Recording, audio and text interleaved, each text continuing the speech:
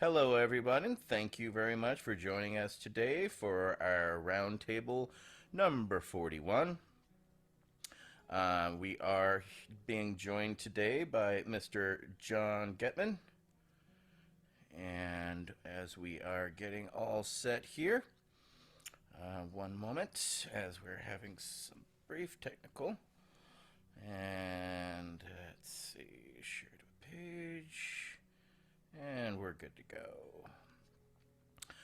go. So we're having a series of discussions with leaders and those that have been in our movement that have inspired us through the years, and we're very honored to be joined by Professor Jon Gettman, and where he's joining us today from Virginia. I'd like to thank our Veterans Action Council members for joining us tonight: Michael Green, Wade Laughter, Al Byrne, Todd Scatini, Michael Crowitz, Pearson Kennedy Crosby, Mary Lynn Mathry, Nate Landau, George Armstrong, and Tony Landry. Myself, I am Etienne Fontan. Thank you for joining us today. We have a very special discussion with one of the policy makers, I believe, who has done his best to instigate change. When I started off as a neophyte activist back when I was in my early 20s, post-war veteran, just trying to figure my way out, it was gentlemen like Jon Gettman and what he was doing, and Al and others that were doing things on the national stage that we would read about and would inspire us to carry and take our torches and ignite them in the flame of their presence, and then actually take that light forward into the darkness and bring about some change. So these are a series of talks with those that inspire us, and Jon is definitely one of those. So basically going to start off with thank you once again, Jon, for joining us in our group this evening. What got you into cannabis in the first place? What inspired you? What was your first sort of dabble in cannabis, your first memory that made you go, this is inspirational? Well, it was a lot of nice people like you folks, and I don't mean that to be patronizing. Um, Look, there's two little stories I want to tell you here. One is the first time I smoked weed, and I'm a teenager. I'm a freshman in high school. My family has moved to a new area. I don't know anybody. I'm trying to make friends and find fun things to do. And I spent an evening at a coffee house at a church. And basically, I went out with some people to get high. And the first time I didn't get high, I didn't notice anything. But the second time that night I did. And I said, this is really cool. I like this. It made me feel good. But it was also nice to get fellowship, to meet and interact with people. And that's always been one of the really great things about cannabis in my life, is the community that has grown up around it, around the interaction of people using cannabis and so forth. So that got me into cannabis in general. And a series of events got me working at a counterculture hotline in Washington, D.C. called D.C. Switchboard. It was on the top floor of a building at 1724 20th Street. And the guy who was sort of running that counterculture hotline had a retail store. It was a head shop. And over time, I got to know him, and he gave me a job. And I started working in the paraphernalia industry. And the second anecdote that I want to share here is how I actually got into the cannabis legalization movement. And there, I think the person I'd like to credit is George Farnham, who was one of Keith Strope's proteges at Normal. And eventually, George was the director of Normal for several years. And George, we knew George through the store. But more importantly, in 1980, George put an initiative on the D.C. ballot to legalize cannabis in Washington, D.C. Now, I don't think many of you know about this, remember this, because it didn't pass. But I was the manager of the best head shop in town. We got signatures for that initiative in the store, and I went out canvassing with George. We would go to movies. In those days, it was, if you wanted to see the new Star Wars movie, you had to get in line. And the line was 4 blocks down from the movie theater. And that was a great place to get signatures. You guys have all done this. We all have done this. You Californians have been doing this for centuries, or so it seems. So we hit the line and we get signatures. And I got to know George very well during that time. We also got to know Keith Strop, especially after the Peter Bourne affair, and Keith got in some trouble, and we kind of reached out to Keith with a little humorous matter of support. And the guy I worked for, we got to know Keith, we got to know George, we got a relationship with Normal. I worked on the it was The Empire Strikes Back, by the way. It was that Star Wars movie. But I just got involved in the initiative process with George. And at some point, I mean, I did the paraphernalia thing, the business, for 8 years, and we spent a lot of time talking about how clever we were not to be in the illegal side of things, to be kind of straddling the illegal market, but we were all legal. At some point, I thought, you know what, this is all nice, but maybe I ought to do something to get rid of these stupid laws that are sending people to jail. So as my time in that business ran its course, and I left the company and went to get my my first degree. I started working part-time at Normal, and they gave me opportunities to apply the small business experience I had with the prior business. And so I got more involved in Normal, and here we are today. And we'll talk a little bit more about some of the things between then and now. But it was working in a head shop and realizing that it was nice to make money, but that there was a social justice issue in play here. And I didn't really realize it at the time, but that sort of got me into social justice and activism. And that's been a theme pretty much the rest of my life in terms of what I do with myself. I always find it very fascinating what has inspired and what drives. And yeah, you encapsulated that quite succinctly, what many of us feel and drive forward with. So that was a great breakdown. First up will be Council Member Wade Laughter. Yeah, thank you, Etienne, and thank you, Dr. Gettman, for joining us today.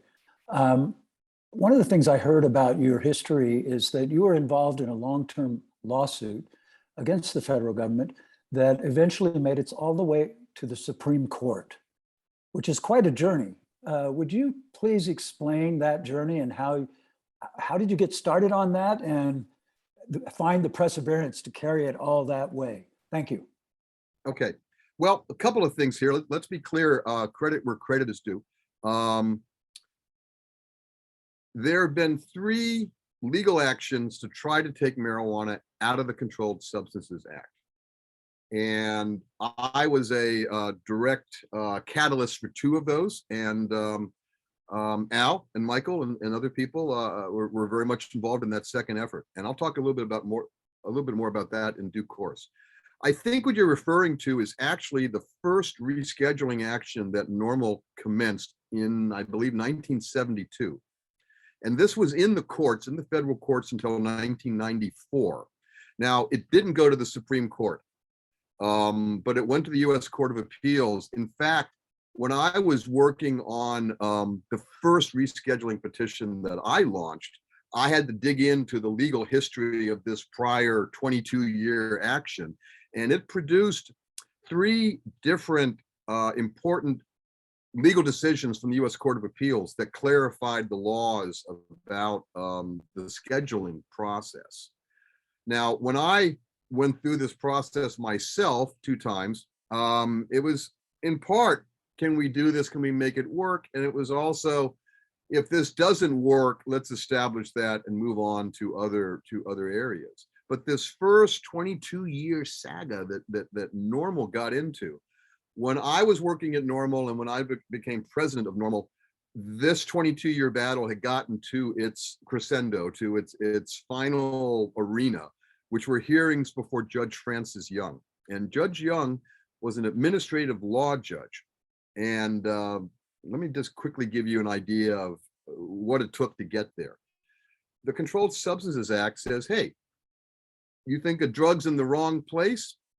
Give us the science, we'll go through a process, and maybe we'll move it. So Normal did that in the 1970s. And the federal government said, whoa, wait a minute. We have no interest in this whatsoever. And at first they said, well, we signed this treaty and therefore our hands are tied. We can't do anything. So there's a long court case about that and whether or not the treaty forbids anything from happening. And there were a couple of these issues where they just said, we don't want to do it for this reason. And it had to go all the way into the federal courts for the courts to say, no, shut up and do your job. And all this kind of settled the case law about rescheduling, which made it the two ventures I launched, well, they only took about 8 years apiece as opposed to 22. So that is progress, I suppose. But really through rescheduling, we've learned that the Controlled Substances Act is not where cannabis needs to be. And there's been a lot of talk. People want to deschedule cannabis. I'm kind of worn out from having, been doing this for a long time, but I've basically been coming around to know we actually do need to have an advocacy push to further nudge Congress along to get that done. I mean, maybe it's a technical thing that needs to be done because they're going to write new laws about cannabis. But getting it out of the Controlled Substances Act has been an issue since 1972, which math tells me was 50 years ago. And Normal launched this long battle, and I came in at the end of that battle. Now, for me, I learned about the rules about rescheduling. I learned about the science. I learned about what all the obstacles were. And when I had run my course at Normal the first time around, I've worked for Normal twice. I worked for a while, I left, I went back, I left again. Well, I started doing some research for, I was going to write a book. And it turns out every time I decide to write a book in my life, I come up with some other new social justice project, and I just end up doing that, not writing the book. And in this case, it became the rescheduling petition that I filed. But I was doing some research, and I know exactly when and where this happened. I walked into the government printing office bookstore on H Street in Northwest DC. I saw a title on the shelf. It said the biological basis for substance abuse. And I thought this will be a hoot, given what usually comes out of the government. I bought this little brochure. It's a 60-page little booklet. Took it home. I admit, got stoned, started reading it. And then these giant light bulbs started going off because this thing explained to me that the endocannabinoid system had been discovered, and that we now know how marijuana or cannabis, I'm still getting that in my head, how cannabis produces its characteristic effects. And that in terms of dependence, it didn't act the way other drugs did. Literally, they could not get rats to self-administer cannabis. Now, that was a big deal. Self-administering cocaine, heroin, methamphetamine, that's one of the ways that they say, okay, look, see how addictive it is. But they couldn't get them to do it with cannabis. So having done the tail end of this 22-year-old battle, I knew that had evidentiary value in these proceedings. And so that's when I started the second rescheduling effort, and then that became the third, and so on. But yeah, that saga, this sort of got me into this very arcane area of what the law is, what the court decisions are, and just how the government gets away with not treating cannabis the way it ought to in the legal regulations. So it's a really wonky thing, but I think it's an important thing. It certainly was a good learning experience for me to dive into. And honestly, on a personal level, when I filed what's now I'm calling the second rescheduling petition, my first rescheduling petition, I felt that was really the best thing I'd ever done in my life. I mean, I was very, very proud of that work, and I'm sorry that it didn't get the results that we wanted to, but engaging with the science at that level and understanding the impact that it had on people's lives, it really sort of just, it strengthened that attachment I have to doing this type of work. And I realized that this was something that that I had some skill at, and it would be good for me to continue. Thank you, Dr. Gettman. Thank you very much. Michael Krawitz has the next question, but he actually has a follow-up before he leads into that question. So, Councilmember Krawitz. Thank you, Etienne. It's great to see you, John. My follow-up is just around, it's one of the more fascinating things for me, and I'd love to hear you talk a little bit about it from your perspective, today, is what I would call Bob Randall's compromise. It seems that working with Bob Randall back in the day, at that pinnacle of that case you're talking about with Judge Young, but Bob was willing, representing cannabis consumers and medical patients, to compromise with the DEA and accept Schedule 2. And with Schedule 2 came the same level of abuse potential as Schedule 1. So it wasn't even a consideration. So he went ahead and signed off, so to speak, on the high potential for abuse in good faith that they were going to then do their part and reschedule.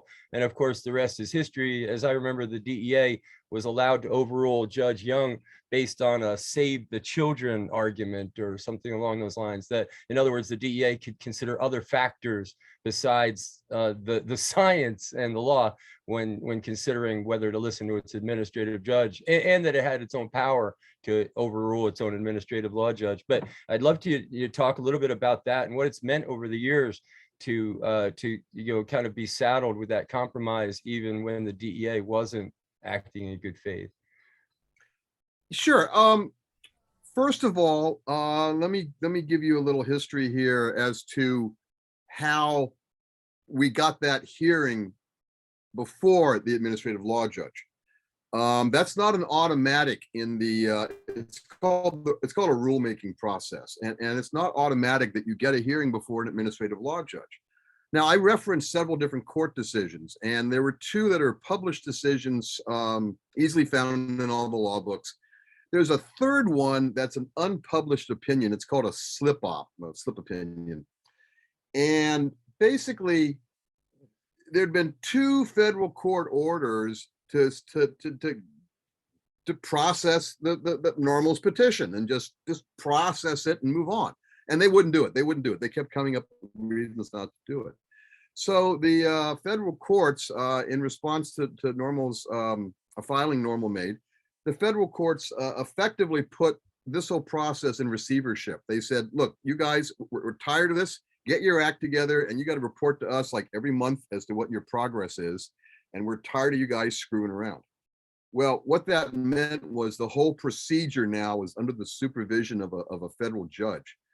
Well, the federal government wanted to carve out Marinol. They wanted to carve out dronabinol, reschedule it, and make the THC pill available as a medical therapy. And they couldn't do it without Normal's agreement. And so here's the deal. Normal agreed to let them carve out Marinol and make that available to people as a THC pill in exchange for getting the hearings before Judge Francis Young. So that's one little thing about, the negotiations and the power games and whatnot.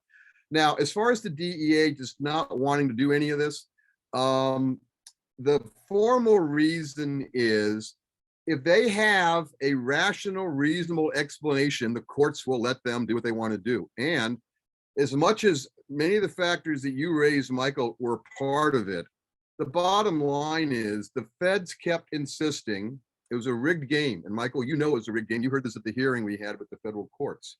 And by the way, one of the reasons we got our hearing on the merits of the final rescheduling petition I did is because Michael Krawitz was recognized by the courts as having standing to bring this issue. It was Michael's involvement specifically, by way of Patients at a Time, but it was Michael specifically. They said, dude, you got a real issue here. We will hear your case.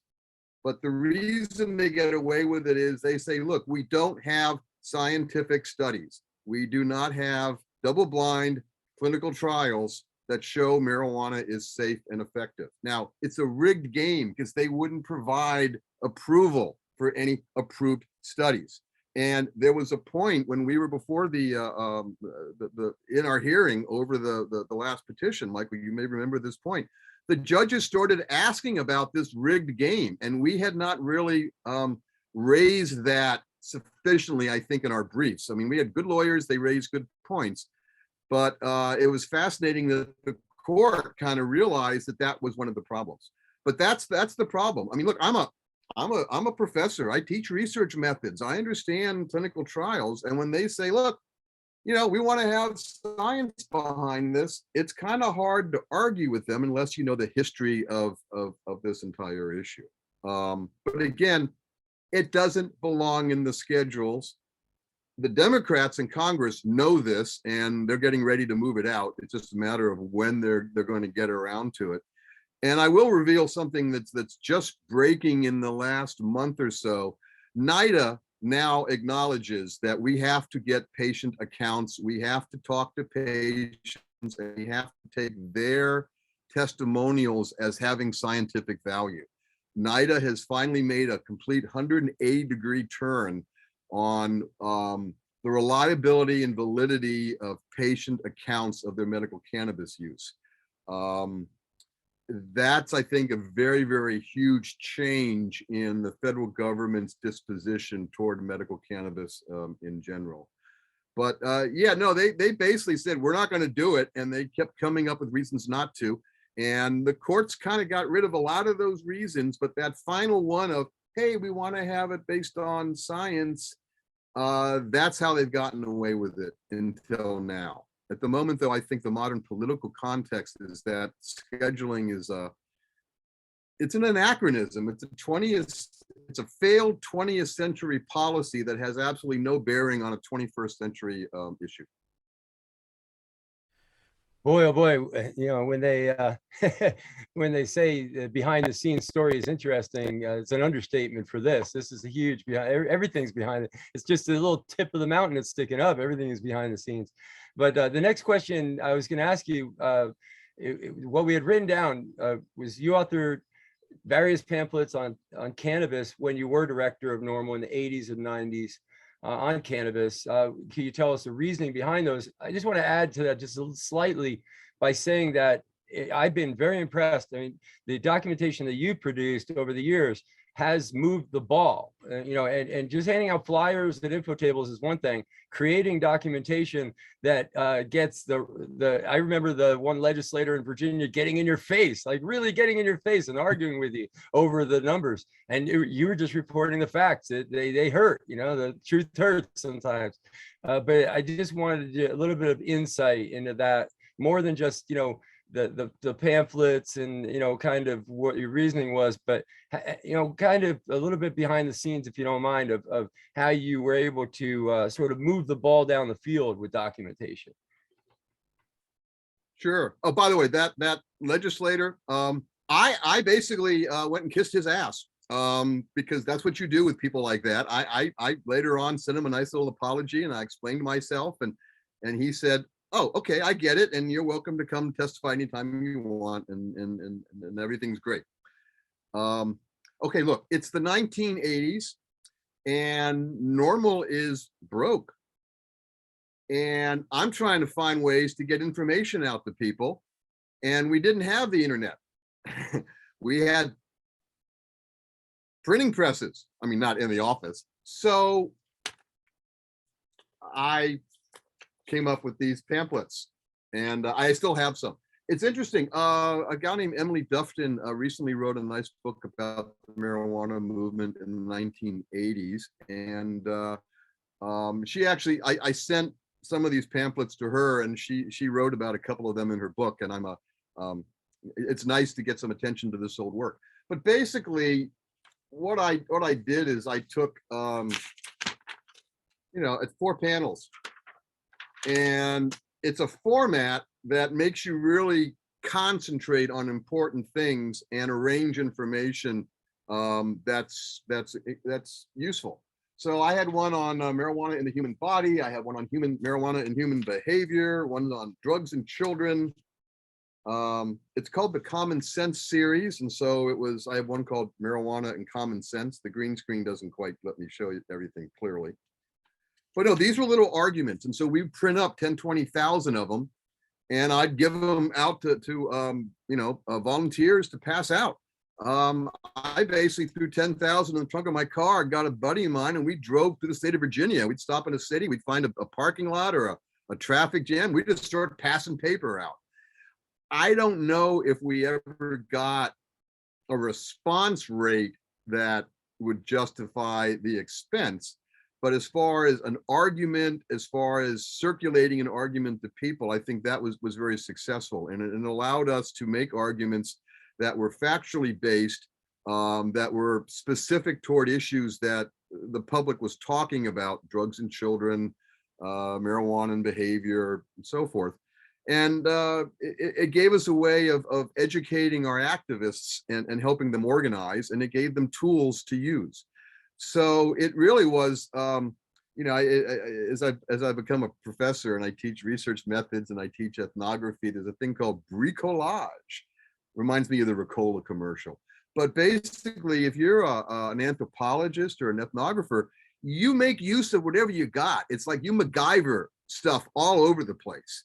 And that's what I was doing. I simply had a problem. I needed to get information out, and I needed to find a cost-effective way of doing it. And pamphlets were the way to go. And then working within that small medium, that really forced me to get very clear about arguments, about facts, about organizing the issue. So it was a really nice way to train folks my own thoughts about it. It was a really nice way to package information. It was a really nice way to sort of teach our activists how to deal with presenting information in a very digested, concentrated form. So it was a nice project, and it's nice to look back at something you did a while ago and not go like, oh my God, that's horrible. I actually kind of like what's still there. So I'm kind of proud of that, and I'm happy someone remembers it, and I'm happy to talk about it with you guys. Not only do we remember it, it inspires us, and it's part of the reality that, we currently have our own trifold that we're taking to DC next week, because your trifold inspired a lot of us in Cannabis Action Network when we were out doing the grassroots stuff in 93 and 94. That's what we did, was to get these trifolds into people's hands. And because we were doing them rock and roll concerts, we were hoping that these kids would forget about it in their pants pocket. And this was literally our idea, was that they would forget about it, and then their mom or their father would pull it out of their laundry and be like, hey, what is this? And it would inspire, cause a confrontation to inspire a discussion. So your trifold continued to inspire us until, I guess, really that kind of fell apart with the interwebs. But I mean, a series of trifolds, from using, the Jack Herrera's Emperor Wears No Clothes, and, the histories and the information from Normal, etc., were key components in the darkest days of the drug war for us to drop seeds of information. We even had it called a Planting Seeds Tour for the Cannabis Action Network, and that was our inspiration, using little bits of knowledge sprinkled throughout the 47 states. We did rallies, teach-ins, and tours. We've seen what was able to happen when people realized they didn't have to give up their freedoms. And we thank people like you for inspiring us to give us little hinders, little points that turned out to be integral tools in our toolbox to influence change. So I just have to say thank you for that personally. And well, thank you. And let me just throw out, synchronicity is an amazing thing. So you guys mentioned the pamphlets. I just said, I should dig these things up. So I went to my closet and I found them, and I found the pamphlets. And I told you, we were chatting before the broadcast, I also found some photographs. And I found a big stack of photographs of a demonstration Ben Maisel had annually in Madison. But Etienne, what I also found were color photographs from a little tour I made in Illinois, where we had set up like 5 demonstrations in different parts of Illinois. So we had a little bit of a road show. And one of those demonstrations, I believe it was at Southern Illinois University, a young woman was participating, and she really was excited, and she was really inspired by all of this. And that was Debbie Goldsboro. And then she went on to form the Cannabis Action Network, which you've just mentioned. And I just find it very, very interesting that I find photographs from that little tour. And by the way, that was the last thing I did at Normal in my first tour of duty, so to speak. And it's just funny you raise that when I just come across photos from that that particular trip. And yeah, it just amazes me, and it's so gratifying that something I did, and then other people pick up and do other things. It's a chain reaction we all get from all of our activities, and my actions are part of a chain reaction of other things other people have done. Oh, by the way, rest in peace. Respect to John Zwirling, who was a major supporter of Normal and one of the great criminal defense lawyers in Virginia and in this movement. But as I was telling you earlier about when I worked at the head shop and I was working at this counterculture hotline, 2 doors down the street in the basement of another building was the military drug law panel, which was counseling people who were dealing with veterans and issues with the military, with the war and the draft issues. And John Kenneth Zwirling was working on that project just up the street from when I was working in the head shop. We didn't meet, we didn't interact, but I always knew about that other project. And it was amazing when I met John and realized that that you know, our paths were so close in those early years of mine. Yeah, you inspired Debbie Goldsboro out of Carbondale, Illinois, to get active, and she was a Jack disciple, and she came with Jack to West Virginia University in 1989, and that's when I got my copy of The Emperor Wears No Clothes, and then I went off to serve in Desert Shield, Desert Storm, and then when I came back, found myself a cannabis patient, and now that book was beyond gold to me. It was a lifestyle, and then to then find her when I moved out to California, I was a direct working with her. So, you know, I'm a direct offshoot of your tree of knowledge. So I cannot thank you enough for the inspiration and the time that you did, because if she hadn't been there and Dr. Todd McCarea hadn't been there and Jack, you know, who knows, but I can't tell you how much it inspires me. But of course, not only do you inspire us, we happen to work alongside another member of ours who inspires us and that you have worked alongside, and that is Councilmember Al Byrne. And so he is up with our next question. Councilmember Byrne, you're up. Dr. John! Dude! Hey, it's good to see you, John. It's been Always. a long time. All right, guys. All right, thank you. Hey, is that you still in Loudoun County? Oh yeah. Yep. Well, I've been in that backyard smoking pot with you then.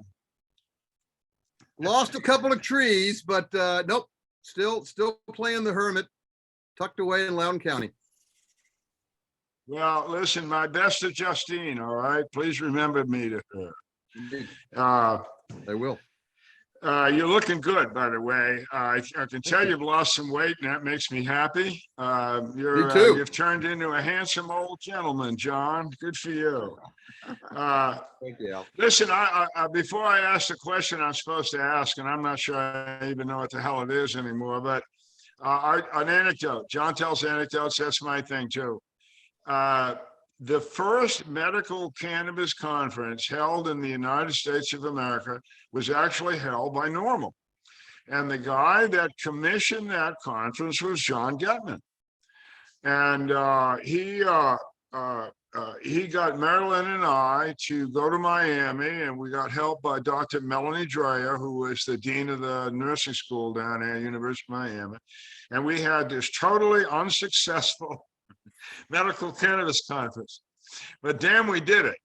And John was the guy that said, let's try this shit out and see what happens. So I want that part of history remembered. Miami was I had a good time. Hey, you know, what the hell. And before I ask my question, that's really cool that NIDA has finally understood that the testimony of a given patient, which the medical community would call an N of 1, study of one, if you will, in its composite form, like hundreds of thousands of NM1s, actually has validity. Took him a while. All right, Damn right. John, I got to go. You and I in the back, years and years and all that stuff. We were involved in all kinds of little legal things and everything.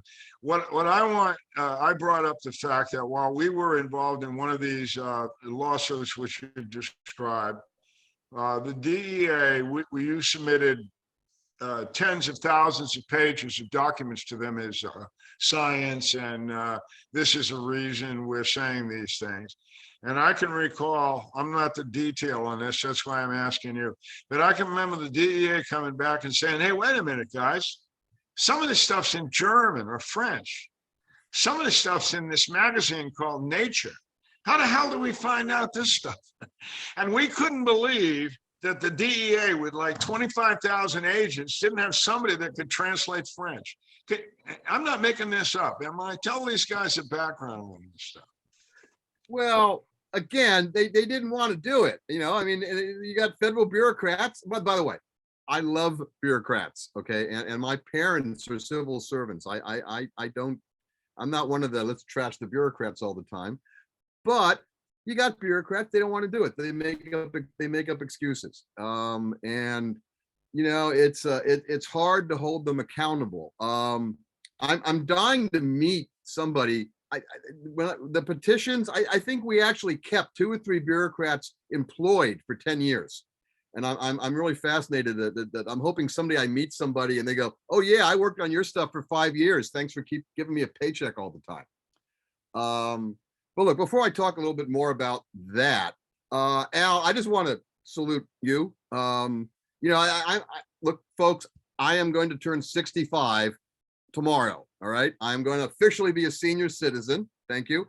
And, you know, you look back at your life, and as I've been looking back at my involvement in this movement, you know, there are a few people that got it, what I was trying to do, and gave me respect and support and cooperation. And Al, you're one of the ones who did that. You were always one of those people that were always right there and got it and knew what I was up to. And I always appreciated that, and I still do. So I just want to commend you and thank you for that. As far as government scientists go, I believe in the professionalism of civil servants, and I was taught a long time ago that the way to get things done is to hold people to their principles. And that's what Patients at a Time was all about. That's what I think was so great about what you and Marilyn did with that, is that you kept reminding them about the science. You kept throwing the science back at them. I mean, you're presenting it to, you know, doctors and healthcare professionals, but the fact that the National Clinical Conference kept reminding people that the science is there and you can't avoid it. You have to confront it. And having done that for 25 years is one reason why now they're saying, I mean, I'm talking about, you know, they're putting out proposals. They want people to file requests for proposals, okay, RFAs, government grants. We want things, people to get stuff done. And now they're starting to say about patient anecdotes. Well, we'd like to have clinical trials, but we got to talk to all these patients, and maybe what we learn from them will help us form better clinical trials. But right now, we have to get on top of cannabis use because people are using it in the dispensary system, in the so-called legal recreational system, or completely outside the system. And they actually want to get on top of the science. Here's a peculiar thing. We all love pets, and there's nothing peculiar about that. The veterinarians are starting to get on top of cannabis medicine because people are giving cannabinoids to their pets. And the veterinarians are publishing papers saying, look, we got to get on top of this so they know what the safety constraints are. They need to know what the dosing levels are. And they point out that unlike with humans, we have lots of research on cannabis with pets, because that's what they've been doing the research on all this time. So, excuse me. So the veterinarians are playing catch up. They're like, people are doing this, whether we like it or not, we got to learn about it, and we have to provide them with servants education and guidance. Well, that's what NIDA is doing. Like even the veterinarians are getting on board with this trend. NIDA's doing the same thing because they are professionals, they are scientists, they are healthcare professionals. They do care about people. They get distracted by these political operations. But actually, you know, the system does work. It just takes a long effing time to make it work. But we are getting them to really look at the science and the science and the reality of actual patient experience is compelling, and it is extremely powerful, and it just cannot be denied. And so, yeah, we're seeing that. We're seeing the results of the work now that you put in and that Mary Lynn put in, that everyone, you know, in this forum has put in over time, and in this movement over time. We're actually making progress, and it's very, very fulfilling. And I'm really proud of the work I've done, but I'm even more proud of the work that you all have done and everyone else has done, and how all this fits together. I just think it's marvelous and very exciting. Go Team Sisyphus. Yeah, that's a good one.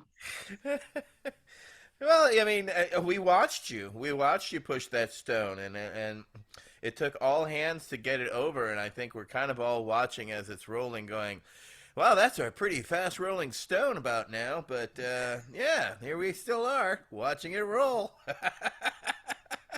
But nor here nor there. It's a process, as we know, and we're going to participate in that process, and that's what we're trying to inspire with that process, with our letter to the U.S. Attorney General over the work Michael and others have done at the United Nations level, changing the Single Convention Treaty. So, and we're going to work with Michael for the next 10 years so that we can get recreational as well. So, yeah, it's a long arc, but, you know, we're ready and prepared, and your inspiration amongst others.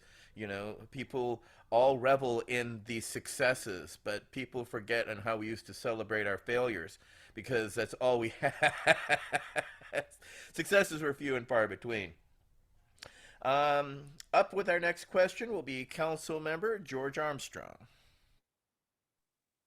All right, you guys got me? Yes, Can you hear me? can hear you. All right. All right, thanks for joining us, Dr. Gettman. I think this is great to educate us on the ones that came before us. We understand you're working with the University of Shenandoah on cannabis currently. Could you fill us in on that and any other current stuff that you're doing with anything to do with cannabis? Love to. Well, it's Shenandoah University, not the University of Shenandoah, but yeah, that's where I work. I made a decision. Actually, what happened was I did the petition, and I realized that the kind of work I was doing was what PhDs do. And I thought, you know what? Since this thing's going to take 10, 20 years, I should go get a PhD while this is working its way through the system. So that's what I went off and did. And I was basically thinking that, you know what? I need a different vehicle to do the kind of things I want to do with this issue. And I figured a university was the vehicle I needed behind me to have the impacts I wanted to have. So I found a job, and then I found a local university that was gave me a job. And I've been teaching criminal justice courses for them for about over 10 years now. And I've been there long enough that I've gotten to know everybody. And more importantly, I've gotten to know the administration, and they've gotten to know me. And so, for example, I had a meeting with our president last year sometime. And, you know, and when she sees me, the first thing she says is, "Oh, yeah, I keep seeing your name in the newspaper. That's great. We love getting the publicity." I mean, their attitude about me is, okay, we like him, and he gets our name in the paper every now and then. Well, you guys may have noticed marijuana has been legalized in Virginia and other places, and my school is going, well, we got to start doing this stuff. We got to start a business program, and we got to start a medical cannabis program. And we just hired a new provost. The provost is the person in charge of all the academic programs. It's sort of a vice president. And I had a meeting with him, and I was presenting some ideas I have about the cannabis studies program. And he already was into hemp. He already had hemp on his whiteboard, on his planning board in the office right behind me. I didn't notice it.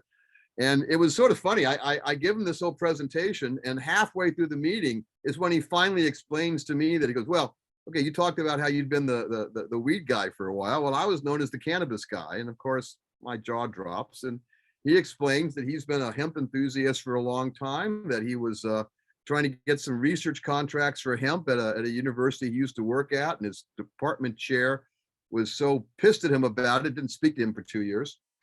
And basically, my university hired a new provost who wants to do things in hemp.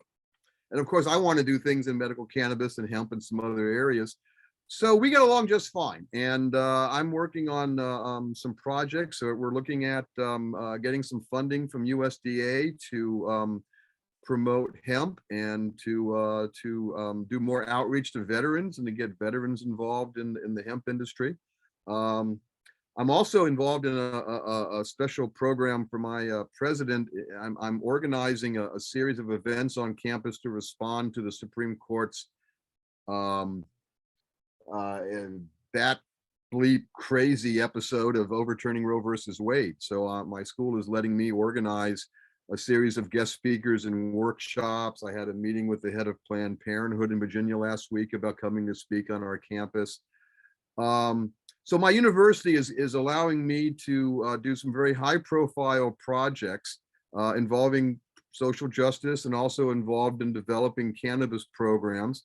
We already have a couple of people in our environmental sciences program who are putting together it's called a certificate. Basically, it's a short course anybody can take on sustainable on organic sustainable agriculture in terms of cultivating hemp. So my school wants to go into these issues that are related to cannabis being legalized, and they're like, well, hey, we got this guy who's been in this issue for his life. He's already on the payroll, so let's put him to work. So they're happy to put me to work, and I'm happy to take advantage of the opportunities and the institutional support they provide me. And this allows me to get into a lot of projects I couldn't possibly do as an independent activist, or I couldn't possibly do as part of an advocacy nonprofit. So I don't have a budget. I don't have a blank check, but I do have communication lines. I have good relationships, and I have the opportunity to bring this institution into cannabis, assuming that all the due diligence of any particular program or proposal pops up. So with the support of my university, I'm now able to go after government grants on things like hemp and on things like medical cannabis and on things like this new NIDA position about we need to talk to patients. And I'm like, well, gosh, I know a lot of people who are really good at talking to patients about medical cannabis, and I have a university behind me. Maybe you should give us one of these grants and we'll go out and take care of that for you. So I'm very, very excited that the time I've spent trying to cultivate a relationship with an institution, that I can use it as a vehicle for the type of work I like to do in this issue. And Shenandoah University, I must say, I'm very impressed with the place. I have been. That's why I've been working there all this time. And again, from the president, from the provost, from my dean, I have full support to help them develop programs in cannabis and to do outreach to the industry and outreach to patients and farmers and participants. And for me personally, it's a very, very exciting opportunity to take the work I've been doing all this time that we've been talking about. And by the way, your comments and support are very generous and very kind. And it's also very inspiring, and basically it just makes me excited about the kind of things I can do now with the support of my university. We have a few follow-up questions here. One from Councilmember Michael Green and then Councilmember Landau. Councilmember Green. Yeah, John, it's wonderful to hear all this. In my own mind, just the whole evening's conversation is becoming a timeline. I love looking at timelines with little lines drawn and some text next to it as things flow. Would you mind sharing, I think with the group, just some of the names of the courses and the thrust of the curriculum and developing for the university. I think it's very fascinating. I think it's worth sharing, if you would. Thank you. Well, the curriculum's a really interesting issue in universities and how it's produced and all that kind of stuff. And what I am trying to do is I would like to have a public policy program that is focused on social justice, in which I basically train people to be activists. And one of the things about this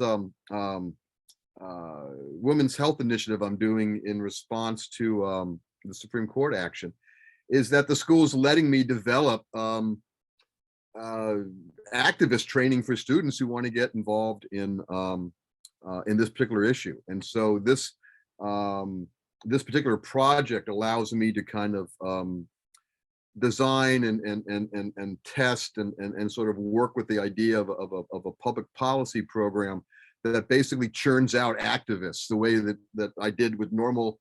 I want to do that institutionally. I want to basically just start sending out activists, people with training to engage with the government and make things happen. So this fall, I'm teaching a course on social justice, and I'm teaching a course that it's called From Marijuana to Cannabis. And so one of my first forays into the cannabis area is basically sort of a history, and it's a sociology course. And it's basically about how we went from the demon weed to the bountiful drug, bountiful plant with so many positive contributions to society. So we're going to look at that. I'm going to take Richard Bonney's and Charles Whitebread's book. It's around here someplace, The Marijuana Conviction, and also Emily Dufton again wrote this nice book about the 1980s. Those are my texts for this class. But Michael's very interested in this, and I appreciate that, because I've been consulting with Michael about titles for possible courses that I would like to teach. I actually have designed a program that would provide a minor in cannabis studies, and so I'm looking for literature and course material to make this stuff into college courses. So right now in the fall, I'm doing a social justice course, and I'm doing a course on cannabis to marijuana. Excuse me, marijuana to cannabis. Let's keep this going in the right direction. And then in the spring, I'm going to have a course on medical cannabis use, which is going to be my first foray into that area. And then meanwhile, as we work on some grant proposals and as we kind of work through some administrative processes, we're looking at coming up with more involved programs.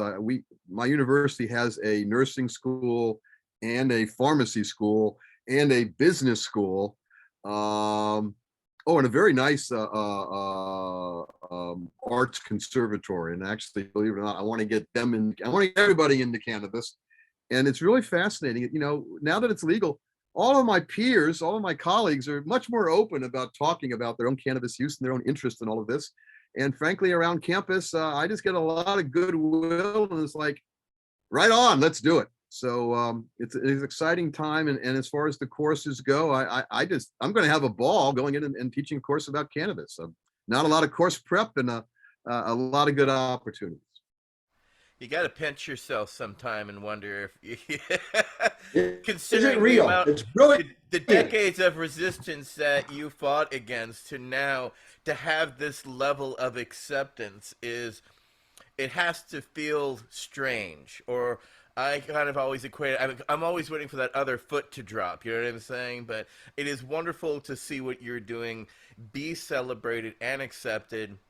And I'm glad to see you also pivot in a way that is, pivotal to the time, which is the change that is happening in women's rights, where I wish, and I'm glad that you are teaching activism, because you are definitely a great one, as one who has been there and done that.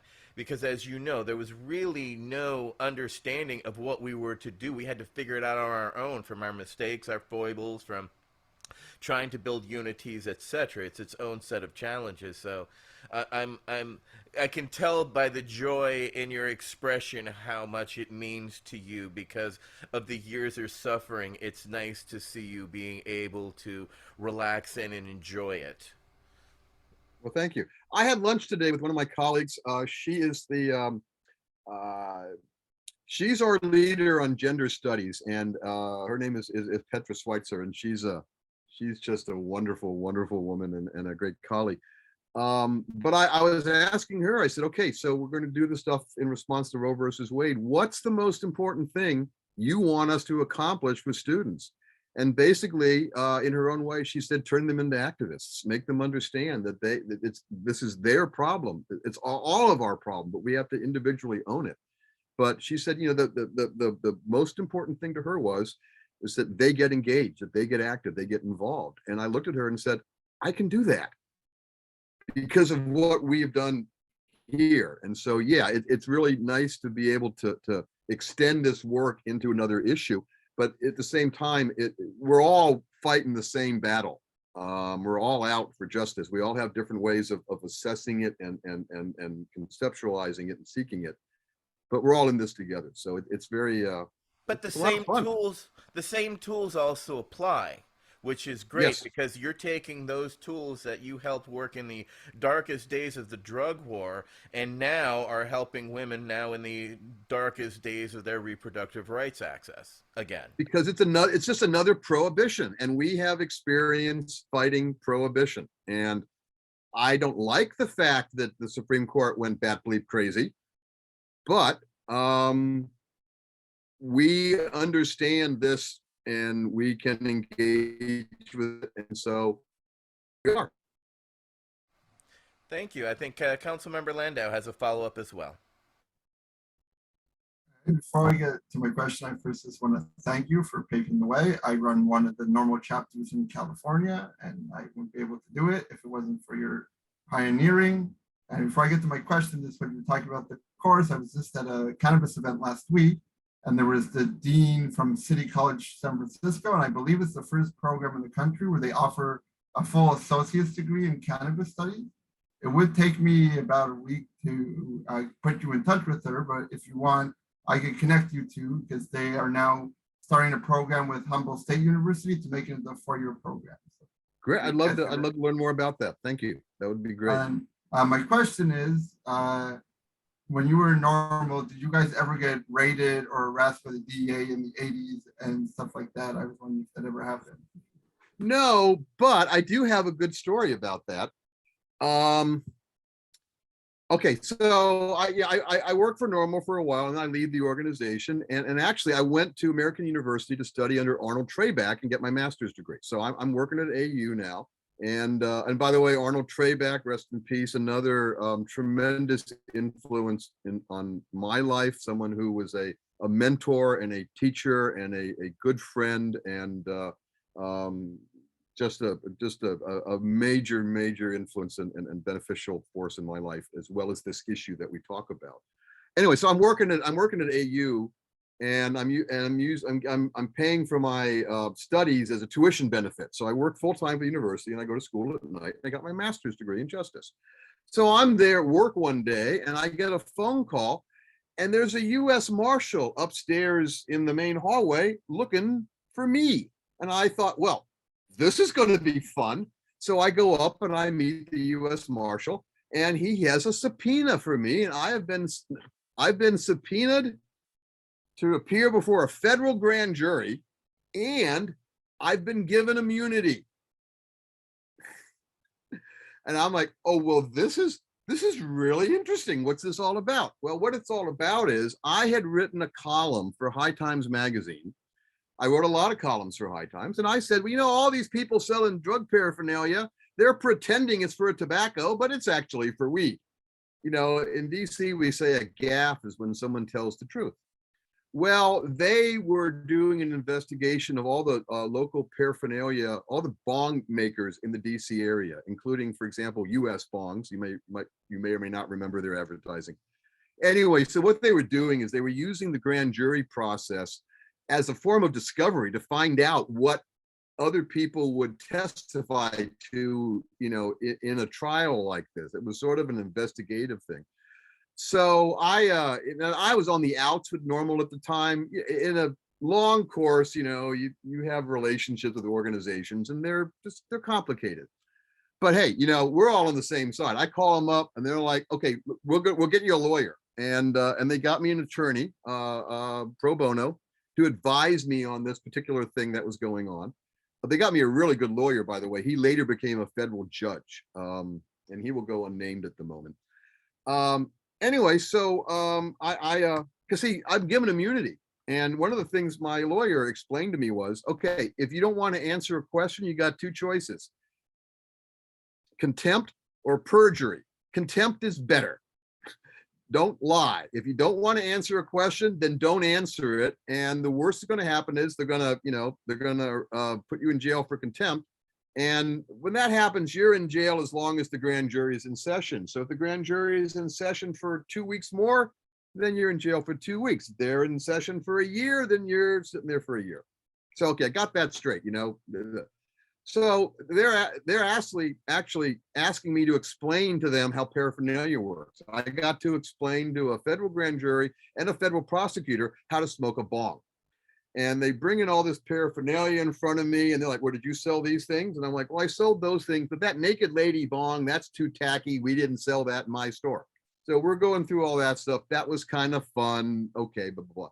But then they started asking me about normal and about normal board meetings, and to what extent we smoked dope at the meetings. Now, I have immunity. I have no legal base. I cannot take the Fifth Amendment here. So imagine my predicament. What do I do? Well, what you do in a situation like this is you tell the truth. And the truth was, hey, they just fired me a year ago. I'm pissed at these people. Whenever I think about our meetings and this or that, I have the emotional response of our disputes. And I don't remember who did what where. And it wasn't our practice to socialize while we had board meetings. Now, that was okay.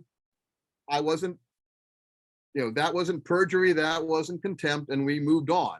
But they were interested in whether or not, they could get testimony about normal smoking dope at meetings or something. So they were sort of paying attention to us.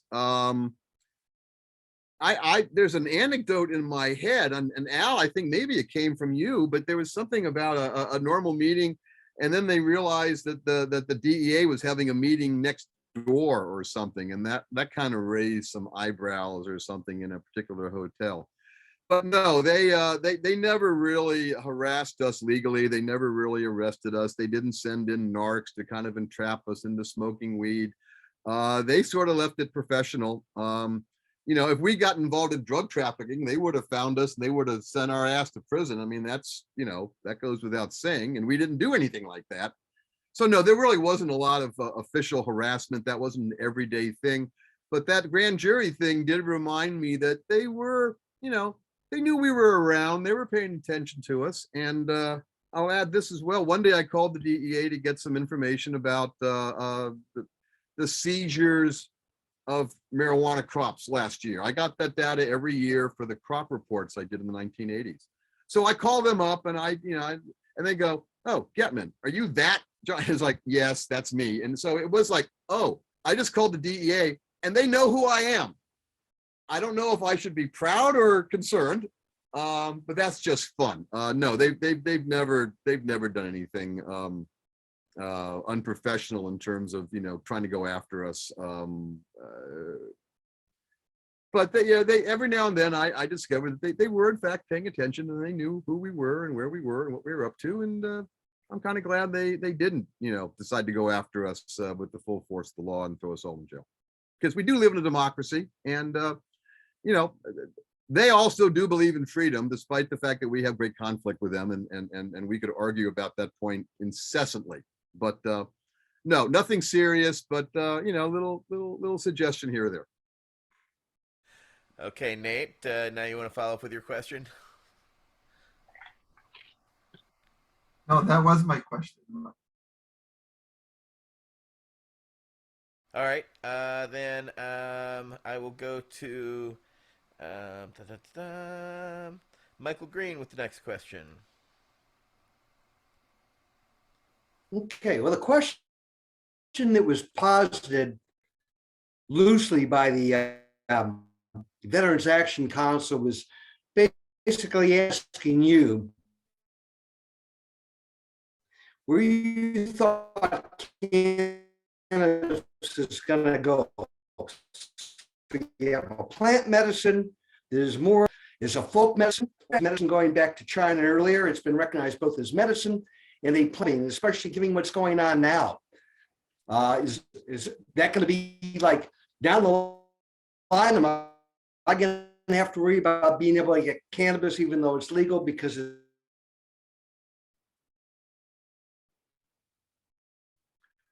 Michael, you're breaking up a lot, but I have the gist of what you're asking, so let me respond to that. What's the new model for legal cannabis? It doesn't fit into the pharmaceutical model of, you know, created this pill, we spent all this research on it, want to make a profit on it, and here's the pill, go get it from your pharmacy. It doesn't fit because you can get it anywhere. Now, Lester Grinspoon, another one of our great pioneers who we have I have great respect for, I think we all do.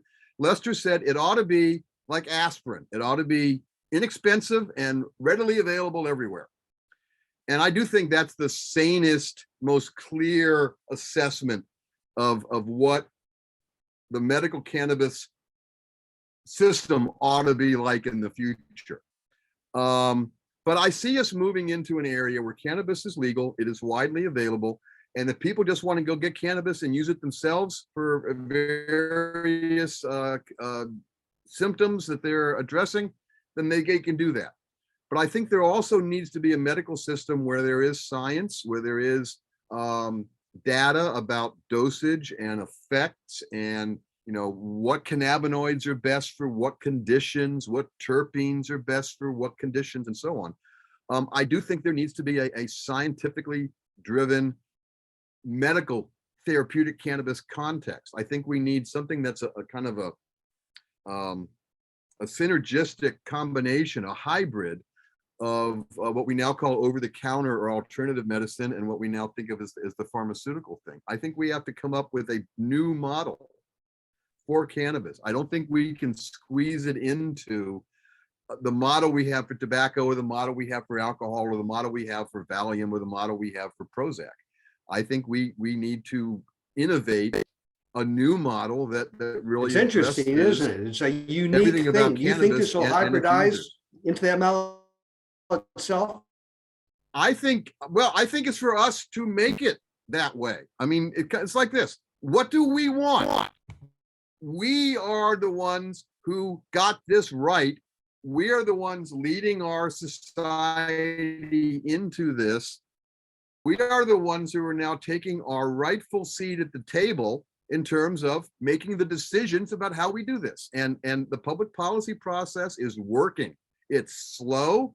Frankly, I don't think, all the laws we have now about legal cannabis, in my opinion, they all have to be rewritten, because in my opinion, none of them were made with patients or cannabis users at the table. These things all came out of political processes. I love the initiative system. I love the, MPP and others are pouring a lot of money from Peter Lewis's estate. He left money reserved for marijuana reform. When he died, he'd been funding MPP and he'd been funding these initiatives. Well, Peter Lewis in his estate, he left money to continue these initiatives, and that's why they're going on now. That's all great, and they're making political compromises to get the job done. But I think that all this stuff has to get redone with patients, with consumers at the table, letting their interests, basically demanding that their interests get met by regulatory policy. I mean, come on. In Virginia, we can grow 4 plants legally. Now, compared to nothing, that's wonderful. And if you're good at this and an indoor thing, you got your mother plant, and you can work with that. But come on, 4 plants is ridiculous. It's totally inadequate, and it's totally unenforceable over time as a policy thing. It's a nice compromise, but it's got to be changed. So yeah, we need a system that consumers and patients are driving that system. They're driving the regulatory policies that create that system. Because you know what? In every market, in every economic market we have, in a free society, in a free market, consumers drive the market. the consumer is not always right, but the consumer is always right when it comes to the decisions they make about spending their money. So yes, I do think we need a brand new system, and I think that it's our responsibility to create it. And I think that society, and again, like NIDA with this change about, well, now we think patient anecdotes are valid and we want to get more information. That's NIDA saying, okay, you guys were right, you gals were right. You know, we're learning from this and we're moving on. So we have been providing leadership in this area for over 50 years. And it's time for us to finish that job. And so really, it's up to us. What do we think cannabis needs to be in terms of a regulatory model? What's the role of cannabis in a society that is based on freedom, governed by the rule of law? So we can do it, and we're going to. Well, that's what we're trying for. Councilmember Al Byrne, you've got a response. Dr. John, the new model, sir, I believe should be agriculture. A long time ago, we found out this is a friggin' plant. It's not a drug. You guys keep wanting to insert it in some sort of schedule that has something to do with drugs. I don't think it has anything to do with drugs at all. It's a plant. Yeah, sure, you can make drugs out of it, but you can make drugs out of a willow tree.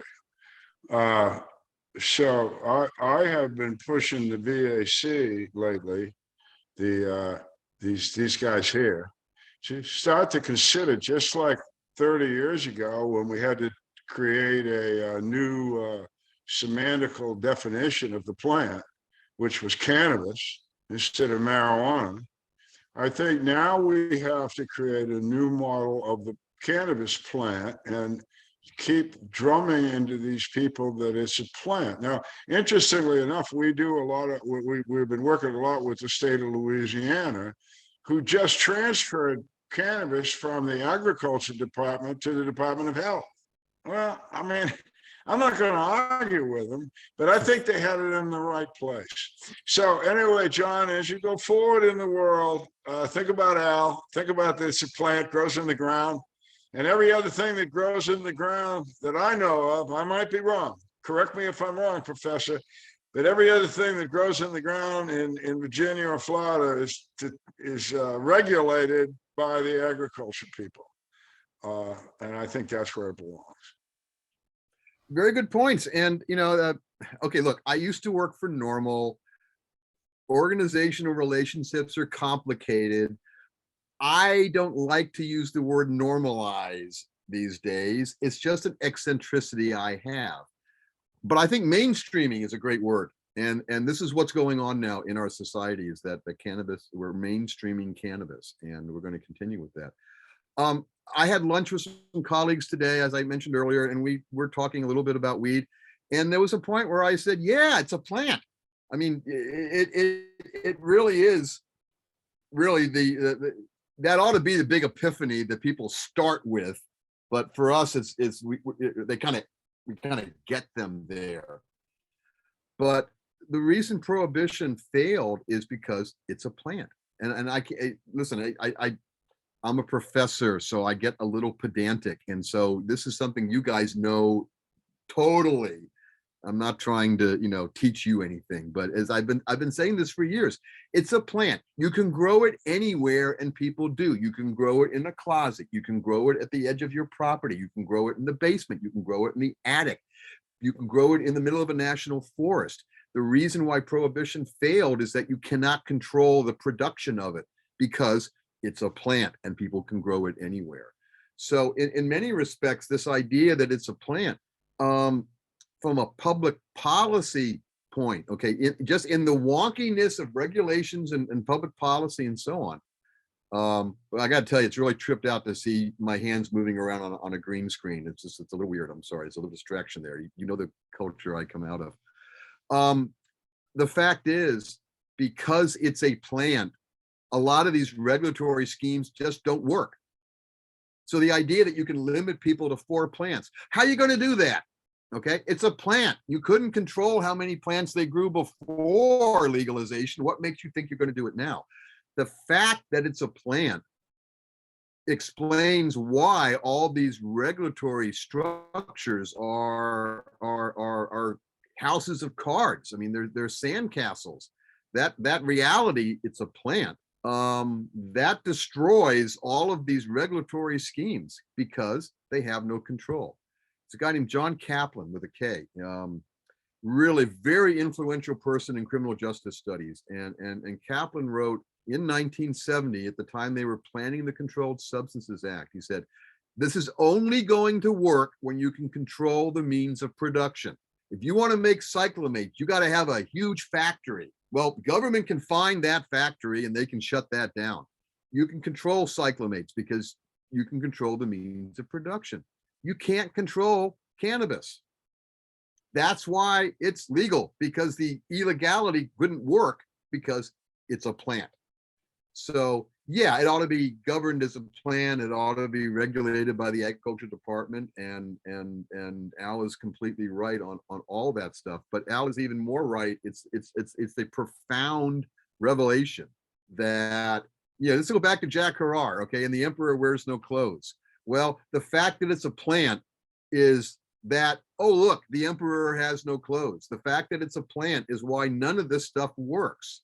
All of these systems about, legalization and X number of plants and all this kind of stuff, if they don't make a system that we will find it useful to buy into, we're just going to grow weed ourselves and go about our business. If they want to make this work, they have to appeal to us, because that's their weakness. That's the Achilles heel. That's the flaw in the diamond. That's the whole point. So Al, yeah, you nailed it. That is, dare I say, the root of the issue.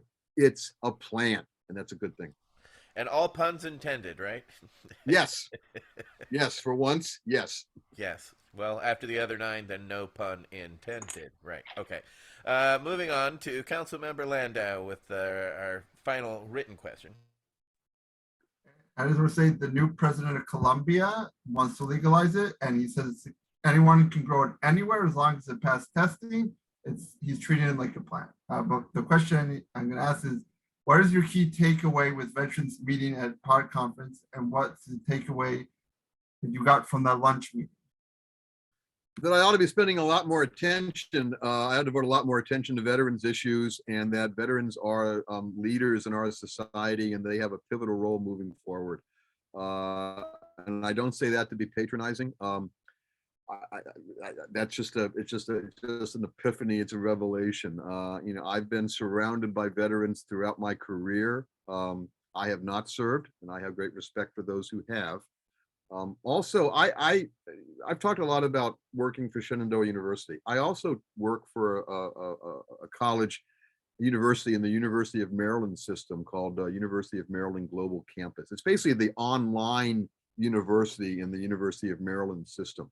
Well, UMGC, formerly UMUC, has a contract with the Defense Department. In fact, they just renewed it, and institutionally, we're very happy about that.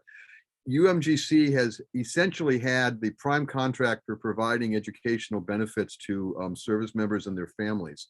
So I've been teaching for UMGC for about 12 years now, longer than I have for Shenandoah. And my classes routinely have active military personnel. I teach a course on organizational strategy. Look, you guys know all this. I respect this in the military culture. I cannot get military personnel to call me by my first name. It's always sir. I feel very self-conscious teaching strategy to a Army colonel, for example. I had an Army colonel in my class, and I'm teaching strategy to him. And I'm like, you're a colonel in the Army. You know as much about strategy as anybody else. I have a different form. But that's made me think differently about veterans and about the military. You guys all know how screwed up military bureaucracies can be. But from working with these students, I've learned about how the military does things well, and about how people who serve in the military have great skills, have great professionalism, have great values. And teaching a course about how you use strategy to create cohesion in an institution, there's an awful lot to be learned from the military. So for me, the meeting Todd and meeting and talking with some of you folks and this luncheon that we had, it just helped crystallize to me the importance of veterans in our society and the opportunities we have to work together on these issues that we have in common, particularly medical cannabis. And also as an entrepreneur, I see a huge business opportunity here. You know, veterans need our support, and in terms of running nonprofits, it's an area that we need to spend more attention on. And as a nonprofit, if we devote attention there, our organization will grow because I teach strategy. And to me, nonprofit strategy, it's not about profit, obviously, it's about creating value. And veterans create value, and veterans have problems that if we adjust and help them with that, it'll create value for them and greater value for society. So I'm more focused now on veterans issues because of that particular meeting in Kansas City and the people I've engaged with over my career. It's brought it all together for me. Etienne, may I follow up very Yes, briefly? go ahead, Todd. Hey, thanks very much. Hey, John, what an honor it is to have you kind of speak to us tonight. I really do feel like we are among legends. You know, it was an honor to have you out here in Kansas City. The Patients Out of Time event, from my perspective, went really, really well, and was just an example of like how we as veterans, as the community, as we can bring together incredible voices. To have you there for the luncheon with Doc Ballard, you know, the only living Medal of Honor recipient in Missouri, as well as some of the most world-renowned medical cannabis researchers, doctors, and activists. It was one of those moments for me that I don't think I'll forget. So I really appreciate it. I wanted to let you know that, you know, this is happening on a global scale. I was just in Europe this summer and was in Germany at the International Cannabis Business Conference and listened to their Minister of Drugs say the same thing we've all been saying for a very long time, which is, you know, this is a paradigm shift. And, you know, that's it, and it truly is, because of the impact that it can have on so many different levels. While I was there, I will inform you and the team, because I know we spoke about this, you and I, in June when you were here for the Patients Out of Time conference, that my intention was to go to this International Cannabis Business Conference and also to speak with U.S. Embassy officials and other international officials about cannabis, and I did. This is a paradigm shift. To watch what's happening in Europe in terms of legalization is really epic. And I think our timing and the ability for us to communicate with, you know, soon to be the second NATO ally with legal adult use cannabis, right, and access for their military personnel, it's time to start talking about this at an international, multinational level. Our time back there was incredibly insightful, where my family and we have decided to move back to Europe. And Michael, I know we've spoken about this in the past, so we would be moving to Ljubljana, and that is just, you know, a few hours away from Vienna, and you know, where the World Health Organization is headquartered out of. So I'd like to be able to spend a lot more time impacting in Europe. One of the main things that I've been talking to folks at the embassy level about is the potential for cannabis and hemp to serve in post-conflict reconstruction. And a big part of that is education and academia. And you, as a part of academia, you know, we talked about the potential to connect universities. I think that we've got the ability to do that now.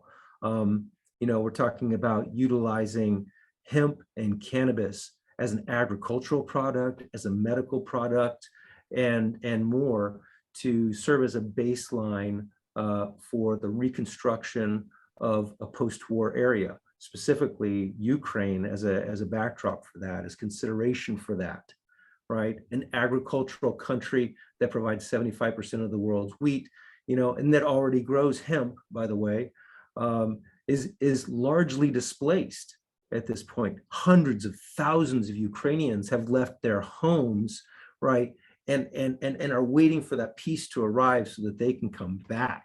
So I think there's a potential through education and academia to educate Ukrainians while displaced, right? Potentially in countries that are huge hemp and cannabis cultivators, like Poland right next door, like France or Germany or the United States or Canada.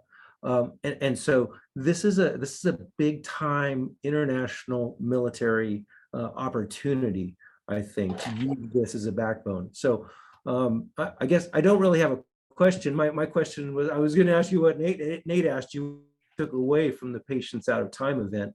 But really, I'm hoping that maybe I can just get a yes or no of, are you considering perhaps coming back to Kansas City at some point to continue all of our conversations? Because I think focusing this conversation on a repeated basis is really what's going to make that happen. And you mentioned in one of your last sentences, the magic ingredient, and that is leadership.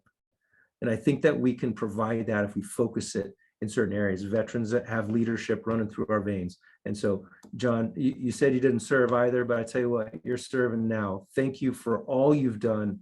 Thank you for setting the conditions for the future of what I think is going to be a much better world for veterans and for for the rest of the world. So thank you for doing that. Thank you, and I'm humbled by your comments, and I appreciate your generosity and kindness. Yes, I would like to come back to Kansas City. Yes, I'd like organizationally to come back to Kansas City. Personally, you may not know this, but Michael will testify to it. I'm a real barbecue nut, and I just haven't had time to sample all the barbecue in Kansas City yet. So I got to come back for that, if nothing else. Yes, I would like to come back, and I really have I have Leavenworth in my sights now based on our conversation. Let me comment on something you mentioned about Europe that's really, really important, and that's Germany legalizing cannabis. I mentioned Arnold Trebek, and Arnold used to have a institute, a little conference he had for students in London on drug policy. And so one year I flew over there as normal director to speak at that. And one of the other guests was the justice minister from the Netherlands. Now, those of us who understand World War II history appreciate that the Dutch and the Germans still have some issues to grow past from the war. Yeah. But the Dutch minister was explaining the difference between the way the Germans approached the law and the way the Dutch approached the law. He was explaining the Dutch policy of non-prosecution for cannabis. It was against the law, but they had a discretionary policy of not prosecuting people. That's why we held the coffee houses. And here's what he said about Germany. And this is not a snarky remark. It's actually a very astute one. He says, for the Germans, if it's bad, then it must be illegal. This whole thing about the law as a teaching instrument, for the Germans, that's very much part of the way, the role of law in their society. Again, I got to watch the hand thing, that it's just so weird on the green screen. So basically, Germans had cannabis illegal because cannabis was bad. Now, conversely, when Germany says cannabis is legal, they're saying cannabis is now good. Them to go from illegal to legal, it's not a matter of convenience or pragmatism the way the Germans contemplate the law. It's like, no, this is not a bad thing, it's a good thing. And so that fundamental shift from them, the way they view law in their society, that is profound. That is a profound change for them. And that is just another reflection of these changes that are going on. And you are very right to bring up the fact that Europe has been growing hemp for decades. I mean, they didn't have prohibition of hemp. They've been growing hemp all this time. We have all the stats, we have all the economic data from that. And it's a great resource. So sure. Yeah, I want to go back to Kansas City, and yeah, Europe is very important. And the thing with Germany is a great importance that we. And academia. And by the way, I come back with an open invitation from the University of Ljubljana for academic relationships. They are very eager to start a very professionalized cannabis education program along with exchanges. So if that's something that we could talk about, I'd love to take that offline. My university loves to talk about it in DC. Overseas. We love to send students overseas, so we have a big international focus as well. So yeah, we'll get on that. Wonderful. Okay, perfect. And we're going to see you in DC, correct? Who, what, where, when, what? For I don't think he's aware of DC, Todd. No, I'm not. no, the lobby days coming up in Yeah. September. You know, we're not Oh. very far away from you. No, I'll be out in Winchester teaching students to do this later. Okay. All right, Councilmember Wade Laughter, he had a follow-up. Yeah, what made me raise my hand was the comments you made about the Dutch minister's observations about Germany's change in law. Yeah. And it brings me back to Al's point about the plant. It really is about the plant. If you can't control the means of production, how can you control production of that? And for me, it really ought to be a right for every person to have this plant as much as they want. And anytime you make rules like you mentioned in Virginia, you can have 4 plants. Well, as an indoor cultivator of many years ago, I can say with authority, it's a complete waste of time to grow 4 plants indoors. Don't bother. Don't bother. At 40, you might be able to make it worth your while and pay for your lights and whatnot. But 4, it's a complete waste of time. And the thing is, people know that. Anybody that's tried it realizes this is a waste of time. Why am I doing this? And so they break the law. And I think that part of the problem of prohibition, part of the fundamental issue around cannabis for me and social justice is it has set up a paradigm where none of us believe what the government says anymore. Because this is a patent example of a lie, an obvious, easy to see lie that's still being used to put people in jail. And it's, so anyway, I don't really have a question. I just wanted to call attention to that idea. Again, it's the plant. It really ought to be like growing tomatoes or corn or any other plant that you want to grow because you love it, and or it might be actually good for you. And thank you again, Dr. Gettman. Really a fascinating conversation this afternoon. Thank you. No, we appreciate you coming in, Councilmember Gettman. We kind of feel you are part of us because you have inspired us and continue to. So do please, in the future, come back and keep us updated as your trials and tribulations through the education system as you make your way through it. Please come back and share your experiences with us so others can learn, so that because others are now looking towards, as their states go toward legalization, or even in the state here of California, the state of California, or the University of California system is still pretty afraid and hands off of it again because of the whole federal legality. But as we continue to live in our 10th Amendment realities that we have to exist under, which will need to follow a very interesting change that happened in law in Maine just this past week, where it may have an effect on interstate commerce. So I did write to our friend Adam Smith, who we had a previous discussion with, to get some clarification on what this may mean. So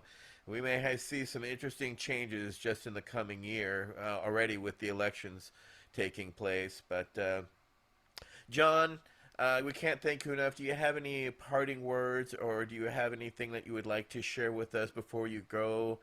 Tell anybody about your classes specifically at Shenandoah, or whatever you would like to at this time, please. I would just like to thank all of you for, again, your generous and kind statements. It means a tremendous amount to me personally, to understand that people do appreciate work that I have done. I'm very proud of this work.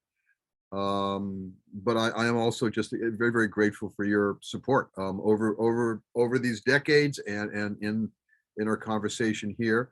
Again, it means an awful lot to me personally, and I find it very inspiring and very fulfilling. So again, I just want to thank all of you for what you have been doing, and emphasize that it helps me do what I do, to know what you all are up to. So thanks for the good vibes. And I mean, really personally, I just really appreciate it, and I'm proud to have all of you as friends and colleagues. And I'm really proud of the work that you guys are doing.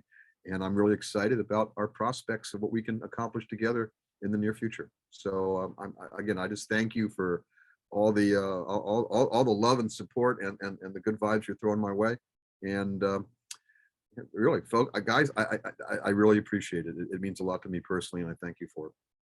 Well, you mean a lot to us, and we wanted to share with everybody else on, the people that truly mean, a lot to us, and you are, because you not only have walked the walk, you've talked the talk, and you've done it with an integrity. And the thing about integrity is it's not sexy, it's not fun, it's not what the public looks to and toward.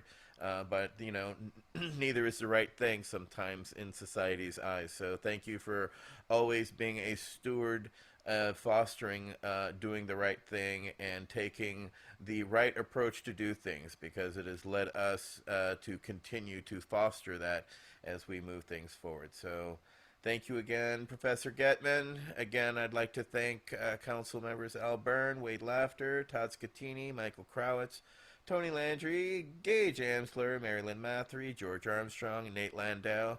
Myself, I'm Etienne Fontaine. Thank you very much for joining us for V.A.C. Roundtable number 41. We'll be back in 2 weeks with 42. We will not be back in a month. We will actually be all together in Washington, D.C., lobbying on behalf of veterans for December 14th and 15th. We will be on Capitol Hill talking directly to our peeps. So we will not do our roundtable in a month, so we apologize for that. That's because we're busy, and I will actually be on a flight back from D.C., so I can't make it. So thank you guys very much for joining us. We'll be back in 2 weeks, and we'll be talking to you soon. This is V.A.C. Roundtable number 41, Jon Gettman. Peace.